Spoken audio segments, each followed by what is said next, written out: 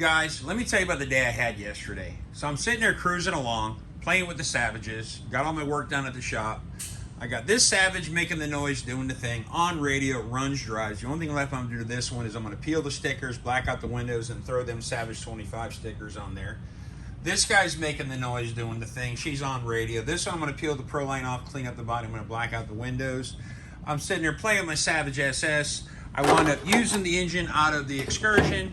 I got everything done. My clutch is I just got to bolt the motor go. And then all of a sudden, I get a phone call. So the phone call is my buddies, Angel and Mark from Fort Lauderdale. They're two young hustlers. They're buying and selling on eBay. They're buying collections locally. And I usually wind up with all their Nitro stuff. So, yeah, he called me up, and he's like, hey, man, I want to cash out. By him, cash out means he wants to dump all of his Nitros, pick up some electrics, and go about his business. But listen, guys, these are all going to be for a completely different video. And you like how I hid my 65-pound bouncer? You can't even tell it's there. So, guys, today's focus is on the ridiculousness that is Schumacher. By ridiculous, you've got the Havoc. She's got a 21 in it. She's 10 scale. She's got giant tires, single speed, way too much power, handles like crap, wheelies for days. Just an amazing car because, well, you put a big block in a Pinto. Then you've got the Manic. The Manic is a 21 with a 3-speed, still 10 scale. At its time, 2005, 2006, they touted this thing as the fastest thing on 4 wheels. It did, I think, 70 mile an hour for the magazines. And from there, you go into the Rascal. I mean, the Rascal's pretty cool. I mean, compare it to the Trinity Next and compare it to the Vulcan SE. The Vulcan SE, they're all the same scale, 16 scale. This thing's got an 050 in it. This guy's got an 095 Adam Drake rear exhaust. This little fucker has an 18 in it. Yeah, you really need an 18 in an 18 scale car. But guys, today's focus is not on the cars. It's on what's in the box. I picked up something that is a benchmark car. Guys, by benchmark, I'm talking about the rare and the big. The MGT 8.0, the Genesis, the GST, the EK4 with the 70, the Giga Crusher Twin. I mean, even a Mammoth would be considered a pretty much benchmark car. I mean, basically anything. The Raminator, something super rare that not a lot of people have and in superb condition. Savage 21 SS, cool stuff. But what's in this box? Hopefully it's going to blow my mind and yours. So without further ado, let me clear out this bench and get this thing out. All right, guys, so we're going to do this as quick as possible. I'm going to be using my vintage 1984 Buck 184 Buckmaster. Wife got me a new pointer, so we're going to retire the old one. The cool thing about this one is it'll pick up body clips. Kind of cool. So without further ado, no great cuts. I found this thing on Facebook in Lakeland, Florida, literally Wednesday. I messaged the guy. I'm like, bro, don't care. I want it. I don't care about the condition. I don't care anything about it other than I want it. So I paid him. I'm like, bro, I need you to ship this thing out today. And he shipped it out on Wednesday, and it showed up yesterday. I was already gone, but I got one guy that likes to work late, and he was there to take it in. So if this is what it's supposed to be, I have achieved yet another benchmark car.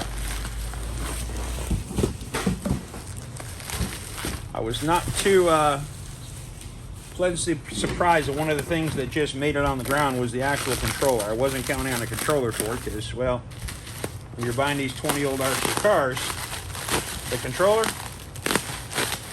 not a deal breaker. But guys, so far, I am absolutely loving what I'm seeing. Hey, the guy knows the proper use of bubble wrap. I don't have a mess to clean up on this one. But guys, if you know what this is, Schumacher 36 Twin. We have a Manic. So guys, I give to you the Schumacher Manic. One of the most ridiculous cars the Schumacher or anybody else out there has ever gone, ever done, ever built, ever sold. So guys, the basis of the Manic is pretty simple. You got two 18 small blocks side to side. They have little block exhaust manifolds on them. They share a common cylinder head. Cool ass muffler with two pipes going through it. And then Let me turn her around.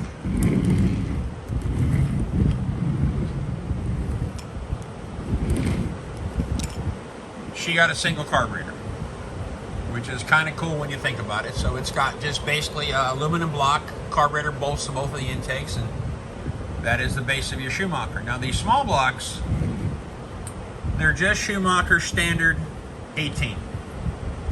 But there's two of them giving you a 36. Guys, this guy is rough. I mean, she's got clutch bearings. She's missing the front wheel drive belt, so she will run on rear wheel drive. We've got broken A and B blocks on the front, which are available. But when I buy these things, guys, I'm really, if they're super rare like a Manic, I don't really buy based on condition as long as it's all there, because I can get parts for them. There's plenty of parts out here out of Europe.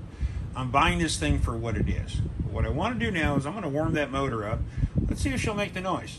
It also has one of the coolest controllers ever. Adjustable trigger. You can see how good your signal is. It's got Expo for steering and for throttle. I mean, it's got everything you ever wanted in a really AM radio. But obviously, when I run this car, she's not getting this. But it's just kind of cool that you had so much adjustability back in 2005, 2006. All right, guys, we're going to go nuts. So I preheated both the motors. Haven't checked the glow plugs, had nothing. I pulled out the pressure tube off the muffler, blew through it after I pulled the line out the carburetor. Some funky gel came out of it. The motors they freed right up, no issue. Now these things are connected by a belt in between them, and then you just got a single spur or a single pinion to your big spur to a little spur to a belt to the front drive, and you got differentials in there.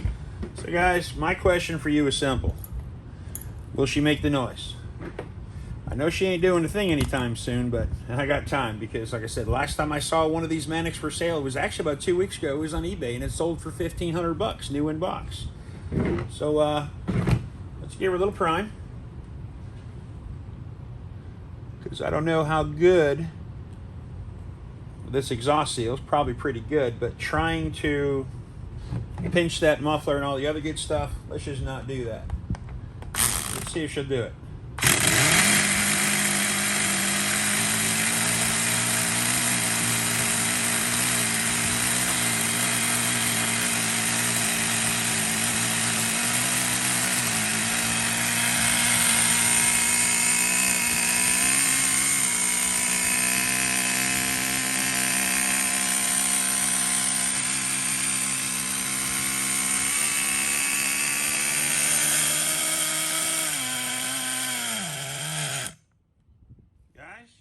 Call that a raging success.